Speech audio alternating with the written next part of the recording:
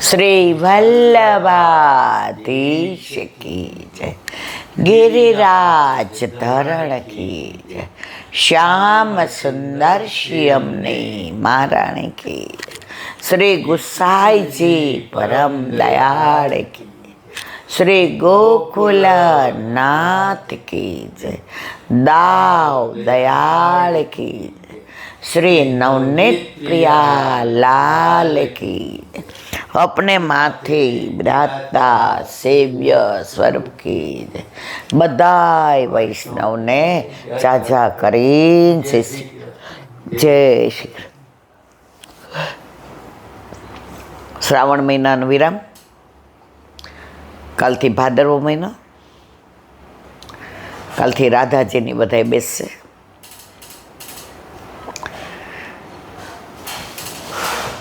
અઠવાડિયું રાધાજીની બધાય અને આઠમના દિવસે રાધાજીનો પ્રાગટ્ય ઉત્સવ, જેવી રીતે ઠાકોરજીનો પ્રાગટ્ય ઉત્સવ, અવાજ એટલો બેસી ગયો છે, એવી જ રીતે રાધાજીનો પંજરી દોરિયાના વસ્ત્ર જેવું ઠાકોરજીમાં એવું જ રાધાજીમાં.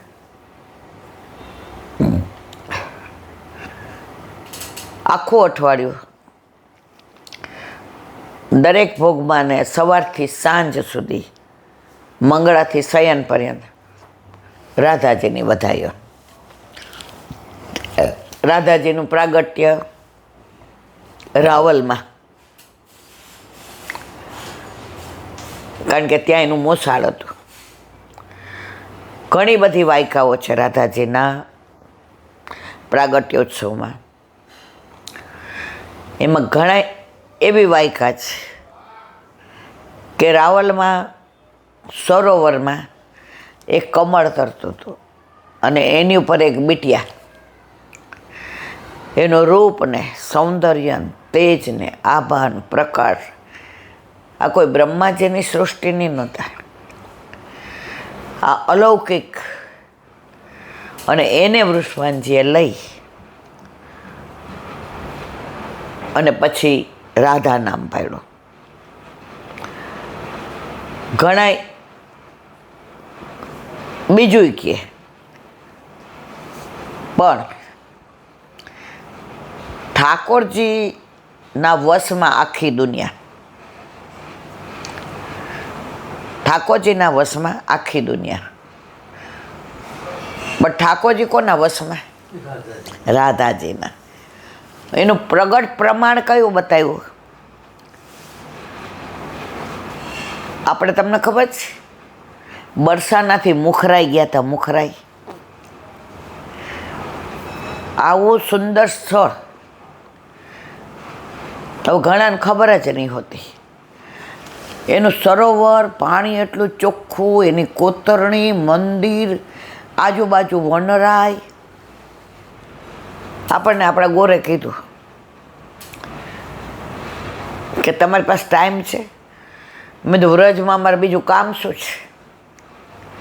ઠાકોરજીની ને સામનેજીની એક એક લીલાના દર્શન કરવા એ અમારું કામ. અમે ઘરે જાશું તો હોઈ જશું. તો મુખરાઈ છે ને, જેમ રાધાજીનું નનિયાલ રાવલ, એમ કીર્તિજીનું નનિયાલ મુખરાઈ. સુંદર સ્વરૂપ છે. ઠાકોરજી ત્યાં ગાયો ચરાવવા આવતા અને કેવી રીતે કીર્તિજીને લઈને રાધાજીને લઈને ત્યાં પધારતા અને પ્રભુ પાછળ એ બાને ગાયો ચરાવતા આવતા. અને ત્યાં જે નિકુંજ લીલાનો ભાવ એ ગોરે કયો. તો વ્રજમાં મારા વાલા ઘણા આવા સ્થળ છે જે તમે ને અમે નથી જોયેલા. પણ ઘણીવાર ઠાકોરજી કૃપા કરે અને ગોર સારા મળી જાય. તો આપણને મને લાગે હતા તમે નહીં, કેટલા 7-8 વર્ષ પહેલાં ગયા હતા ને, થોડું આમ ચાલવાનું ને પેલું ગાડી અંદર સુધી નથી જતી, એ બધું ઠીક છે. પણ એ જે સ્થળ જોયું, એ જે લીલા સ્થળી જોઈ, અંદર ગયા પછી એમ થયા ઓહો આજે 68 વર્ષના આપણે થયા, એમાં 68 વાર આવ્યા છું, પણ આવા તો ઘણા સ્થળના દર્શન આપણે નથી કર્યા. તો મુખરાઈ છે એ કીર્તિજીનું નનિયાલ છે, રાવલ છે એ રાધાજીનું નનિયાલ છે. અંદર એટલું સરસ રાધાજીનું આમ સ્વરૂપ છે રાવલમાં, એ બાળ સ્વરૂપે બિરાજે છે. સામે ચંદ્રવલીજી નિકુંજ છે. તો ઘણામાંથી રાવલ નહીં ગયા હોય, તો રાવલ રાધાજીનું નનિયાલ છે. રાવલ કહે ગોપન સો સબ આવો રી આવો. રાવલવાલા કહે છે બધાને આવો. અહીંયા પ્રાગટ્ય કોનું થયું છે? રાધાજીનું. તો કાલથી ને આપણે આ જ બધી વધાઈઓ, આપણામાં તો વધાયો ને વધાયો છે. જો પુષ્ટિ માર્ગમાં આ બધું ના હોય ને તો આપણે બધા રૂટીનવાળા થઈ જઈએ. ના, આપણે રોજ નવું. એક વૈષ્ણવ છે, એના ઘરે એના સાસુ એના ઘરે રહેતા હતા.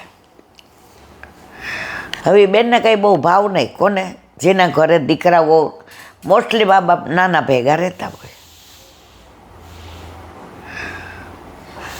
તો એ બેનને જેને ભેગા રહેતા તેને કાંઈ બહુ ભાવ નહીં. ખાવું પીવું મસ્ત રહેવું. નાના હોય એટલે બધાય નહીં હોય. અમે એ જ હતા અને હજી અમે એ જ છીએ. હવે એના સાસુ પ્યોર વૈષ્ણવ, આ બેને પ્યોર વૈષ્ણવ, જ્ઞાતિમાં જ લગ્ન કર્યા હતા.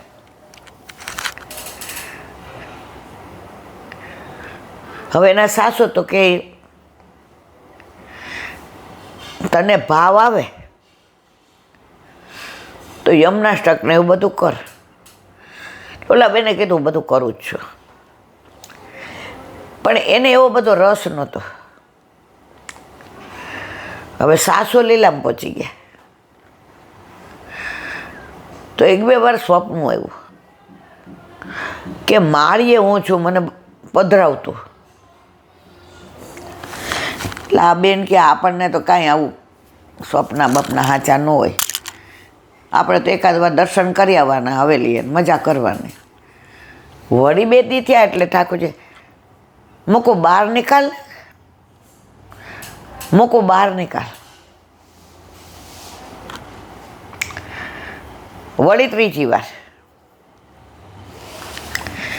ઓલા બેને કીધું સારું.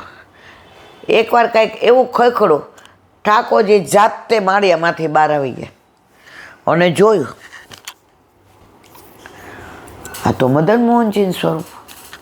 અને કેવું સ્વરૂપ પ્રાચીન, જાણે નિધિનું. હવે આ બેનને જ કાંઈ બહુ ભાવ હતો નહીં.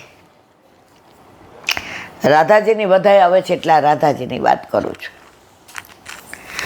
પછી એણે જેઠાણીને નણંદને ને બહુ સુંદર સ્વરૂપ જેને બતાવ્યું.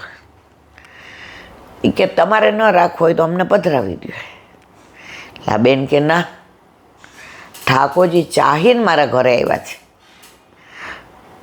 પછી તો એ કંઠી પહેરવા માંડ્યા ને પોસ્ટ કરાવ્યા. એટલે જે એવું કીધું કે સામનેજી સહિત જોઈએ મદન મોહનજી, રાધાજી સહિત. તમે રાધાજી ગમે ત્યાંથી પધરાવો. ઓલા બેને કીધું સારું. હવે એવું તો એટલું બધું એને ક્યાં રસ હતો, એને ક્યાં એટલો ભાવ હતો. એટલે એને કાંઈ એવું સેવા કેમ કરવી, શું કરવી. પણ મેં તમને આને પહેલાં 500 વાર આપણે વાત થઈ છે કે તમે માં બનો ને પછી તમને કંઈ શીખવાડવું નથી પડતું. એની મેળાએ બધું આવડી જાય. મારા છોકરાને કેમ નવડાવવું, એના નખ કેમ કાપવા, એને આંજણ કેમ આંજવું, એને ઘસીને બાળા ગોળી કેમ પાવી, એને ધવડાવવું કેમ, એ બાજુમાં સૂતું હોય તો કેવી રીતે દબાઈ ન જાય એનું ધ્યાન, આ બધું માં એની મીરાઈ શીખી જાય. એમ આપણા ઘરે જ્યારે આપણા ઠાકોરજી પુષ્ટ થઈને આવે બધું એ શીખવાડી દે છે. પણ એમાં પછી આપણે આપણા તત્સુખનો વિચાર ન કરાય. ઘણા મને ફોન કરે, એટલે બેન મને ડાયાબિટીસ ને કોલેસ્ટ્રોલ ને બધું છે. હવે ઠાકોરજીને મોડું દૂધ તો ધરાય નહીં, તો સવારે મંગળાનું દૂધ ધરીએ પછી શેનભોગનું ન ધરીએ તો હાલે? મેં તો આપણો છોકરો રાતના દૂધ પીધા વિના સૂવે? મને કે પછી હું સવારનું તો ગમે એમ કરીને અમે લોકો વ્યવસ્થા કરી લઈ, પછી સાંજના દૂધનું આ પ્રશ્ન. અમુક વાર લોકો મને એવા પ્રશ્ન પૂછે, મને એમ થાય કે હવે મેં કીધું જો મારા વાલા, એક તો તમે આવું વિચારો એટલે અર્ધભુક્ત થઈ ગયું. તમે સ્વીકારી લીધું કે તમે દૂધ તમારા માટે ધરો છો, ઠાકોરજી માટે ધરતા જ નથી. જો ઠાકોરજી માટે ધરો છો તો પ્રભુના તત્સુખનો વિચાર. તમે પ્રભુને સાક્ષાત માનો છો. નથી માનતા, મૂર્તિ માનો છો. એટલે વિચાર આવ્યો કે ડાયાબિટીસ ને કોલેસ્ટ્રોલ છે તો અમારે ન ધરીએ જ ચાલે. મૂર્તિ માનતા હો તો એક વાર ન ધરો જ ચાલે. પણ જો પુષ્ટ કરાવેલા છે, જો સાક્ષાત પુષ્ટિ પુરુષોત્તમ, તો તમારાથી આવો મનમાં સવાલ આવે જ નહીં. પછી ઘણા એમ કે આટલા વખતથી ઠાકોરજી અમારા ઘર બિરાજે પણ સાનુભાવ નથી જતાવતા. પણ તમે મૂર્તિ માનો તો મૂર્તિ કેવી રીતે સાનુભાવ જતાવે?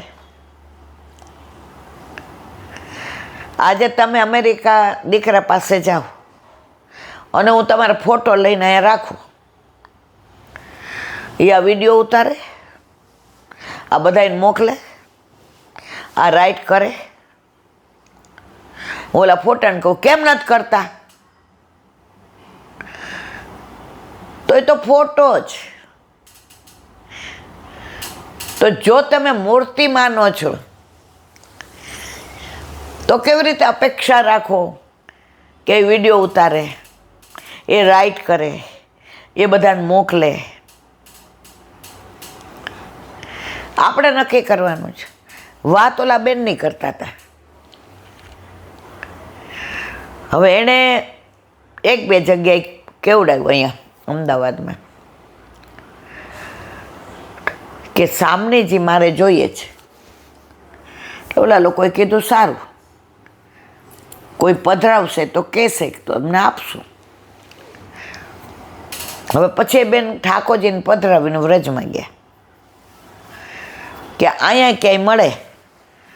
જે એવું કહ્યું કે સામનેજી વિના ઠાકોરજી મદન મોહનજી ન હોય, અને મળે તો અહીં લઈ આવજો. આપણે ઠાકોરજી પુષ્ટ કર્યા એમ ઠાકોરજી સામને જાય. હવે ત્યાં વ્રજમાં જવાનું હતું. એ દિવસે જ્યાં એ અમદાવાદમાં કહી આવ્યા હતા એ દુકાનવાળા ભાઈનો ફોન આવ્યો.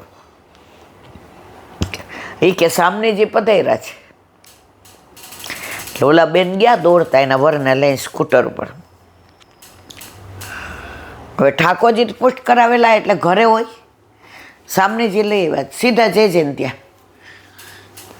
એ કે સામનેજી તો મોટા છે તમારા ઠાકોરજી કરતા, પણ કાંઈ વાંધો નહીં. રાધાજી મોટા જ હતા 2 વર્ષ, પુષ્ટ કરી દીધા. હવે વ્રજમાં ગયા તો પહેલી જ દુકાને એને સામનેજી જોયા તો એટલા સુંદર હતા, નાના. હવે એને એમ થયું કે ના આ જ સામનેજીમાં ઠાકોરજી માટે. એટલે ત્યાંથી લઈ આવ્યા પાછા જે ને ત્યાં ગયા. એ કે આ સામનેજી નાના બરાબર છે, આ તો બહુ મોટા. જે સરસ કીધું. મદન મોહનજીને 2 સામનેજી હોય, એક મોટા ને એક નાના. તમે બરાબર લઈ આવ્યા છે. એ સામનેજી પુશ કરી દીધા. આજે બેનને ત્યાં બે સામનેજી સહિત મદન મોહનજી બિરાજે છે. કુટુંબમાં સૌથી નાની, બહારનું ખાનપાન છોડી દીધું, પોતાના ઠાકોરજી સિવાય કોઈનો પ્રસાદ ના લે.